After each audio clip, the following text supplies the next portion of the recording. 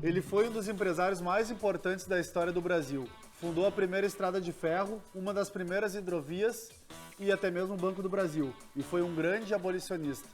Você sabe de quem a gente está falando? Então fica aqui com a gente para mais esse episódio do Fórum Indica.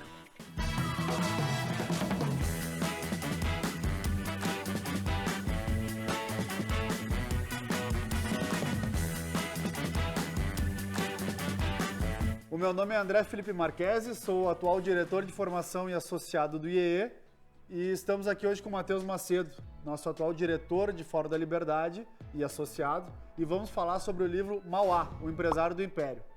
Macedo, seja bem-vindo, obrigado por estar aqui com a gente hoje. Eu que agradeço, André, obrigado pela oportunidade de estar aqui. E hoje a gente vai falar desse, que eu diria até que não foi um dos maiores, mas sim o maior empresário da história do Brasil. Então, comenta um pouco pra gente, Macedo, sobre a história do Irineu Evangelista de Souza. Bom, Irineu Evangelista de Souza nasceu em Arroio Grande no dia 28 de dezembro de 1813, neto de um açoriano, né, que veio ali povoar a parte mais meridional do Brasil e que se confundia ali com uma parte ainda do território espanhol. Né?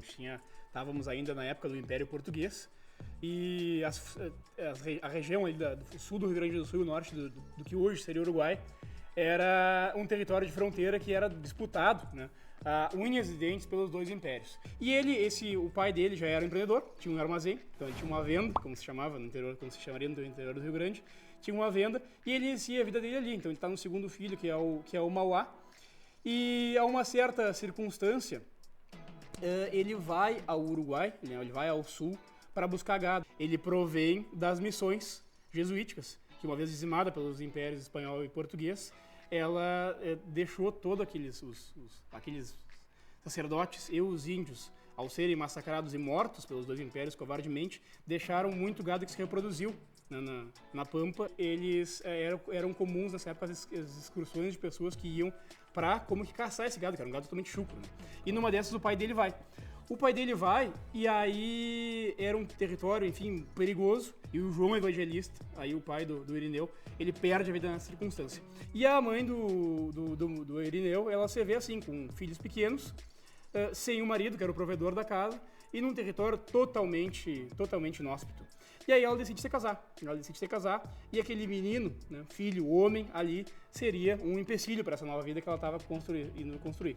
Um tio dele, que era uma pessoa que tinha ligações no Rio de Janeiro, e esse tio acaba levando ele, pelos 6, 7, 8 de idade, a São Sebastião do Rio de Janeiro, onde ele iria tentar a sorte grande dele, né, uma cidade grande.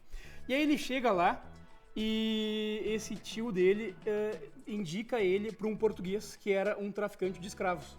Engraçado que quando a gente fala na escravidão, a gente muitas vezes não se dá conta que as pessoas mais ricas do Império Português eram os traficantes de escravos. Então, a economia da escravidão ela girava de uma maneira absurda que muitas vezes a gente não se dá conta, né? Até então era uma economia legalizada. Economia legalizada e ela gerava muito dinheiro, né? As margens eram absurdas, era um negócio de risco, né? Porque óbvio, era um ser humano que era tratado como mercadoria e poderia morrer e simplesmente dar prejuízo para aquele acionista, mas também as margens eram um troço extraordinário.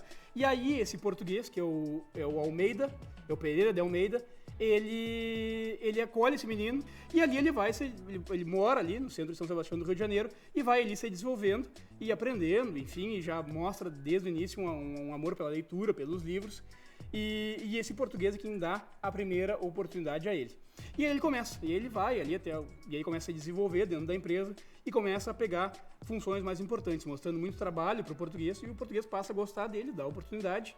Ele trabalhava muito alavancado, então ele tinha uma carteira enorme de recebíveis e uma carteira enorme de pagáveis também. E o Irineu aí começa, primeiro como caixeiro, depois ele assume a função do livro caixa, que seria tipo o contador de hoje. E aí, com isso, ele começa a fazer a gestão desse negócio que, pelo jeito, parecia ser uma bagunça. Então, ele começa a tentar dar uma organizada na casa. E aí, ele começa a não só a crescer dentro da companhia, como uma hora ele é homem de confiança do Pereira de Almeida. Sim. E lá pelas tantas, ele conhece um escocês que morava lá e tinha negócios lá, que é o Carruthers. Tá? E aí, esse escocês...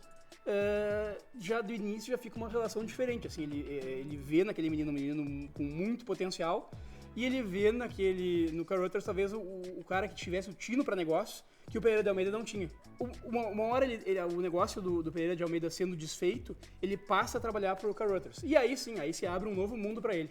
Porque era um escocês que estava totalmente ilhado no Rio de Janeiro, né? Certamente pela grande oportunidade comercial que ele via ali e por incrementar a fortuna dele, mas que estava totalmente perdida, uma coisa totalmente fora do contexto dele. Uma sociedade muito recente, então, Uma sociedade recente que não conhecia ainda o capitalismo, Ali é introduzido, por exemplo, as obras do Adam Smith, né? Ele é introduzido, por exemplo, as obras do John Stuart Mill.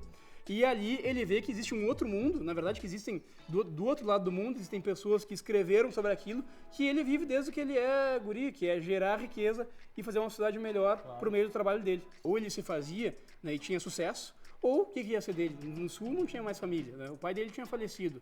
Lá em São Sebastião do Rio de Janeiro tinha um tio que deixou ele lá. Então o que ele ia fazer?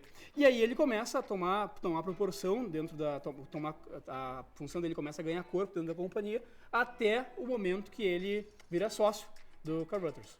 E aí começam as pressões, né, sobretudo do Império Britânico, para terminar com o tráfico negreiro, para terminar com o tráfico de escravos. E aí, Mauá, claro, havia nisso uma oportunidade, né, porque as pessoas que eram as mais ricas do Império, elas colocavam dinheiro no mercado de escravos, e uma hora a escravidão terminando, as pessoas teriam que colocar o dinheiro em algum outro lugar. Ele já tinha ido para a Inglaterra e tinha visto um país industrializado. Sim. E não era possível que o Brasil não tivesse indústria até aquela altura. Então era óbvio que aquelas pessoas iam pegar o dinheiro do tráfico e iam botar nas indústrias. Sim. Macedo, a história do Mauá se mistura com a história do Império Brasileiro. Então, além de uma história de empreendedorismo, também fatos históricos vão se misturando nessa narrativa do autor, né? Se puder comentar um pouco. E aí acho que a história de vida deles também é um pouco da história do auge e da decadência do Império. Acho que as coisas andam muito ligadas, né? Um fato interessante é que ali na década de 1840 começa a crescer a pressão dos ingleses para terminar com o tráfico negreiro e ele enxerga ali uma oportunidade, né? Ele via que as pessoas que tinham a economia que mais gerava dinheiro no Império era a economia de tráfico de escravos. Uma hora que essa economia não existisse mais, ia surgir uma janela de oportunidade e as pessoas teriam que colocar aqueles recursos em algum outro lugar. E pelo contato com o Caruthers, ele já tinha ido para a Inglaterra e tinha conhecido um país industrializado. Então ele pensa, bom, é óbvio que esse dinheiro vai ir para a indústria do Brasil e eu quero ser esse cara que vai erguer a primeira indústria grande no Brasil. Então, no dia 4 de setembro de 1850, quando é oficialmente anunciada a Lei Eusébio de Queiroz, que proíbe o tráfico negreiro, ele na verdade estava tudo muito preparado já para iniciar esse processo de industrialização do Brasil. E isso aí tem uma importância fundamental quando ele atinge o pico da riqueza dele. Sim, mas eu imagino que não foi só de sucesso que Mauá viveu, né? Teve alguns contratempos nesse meio tempo, inclusive quando ele tentou entrar na política. Bom, André, no auge, ele chegou da mesa dele saíam diretrizes para 17 empresas diferentes, baseadas em 6 países também distintos. No Amazonas ele tinha 400 mil hectares, no Uruguai 180 mil. Né? Então imagina a pujança do tamanho desse império. A Ponta de Areia, que era a principal empresa, tinha 700 funcionários. Imagina para a época o que era empregar esse contingente todo. Foi a pessoa que iluminou a cidade de São Sebastião do Rio de Janeiro pela primeira vez. Por pedido do imperador, ele estendeu o telégrafo do Brasil até a Europa. Né? Então imagina a magnitude desses empreendimentos todos, além, é claro, da estrada de ferro e da fundação do Banco do Brasil, hoje que nós tanto conhecemos e que seria depois tomado, né, pelo governo do nosso Barão de Mauá. Macedo, se tu pudesse destacar uma principal lição que o livro nos traz, qual seria?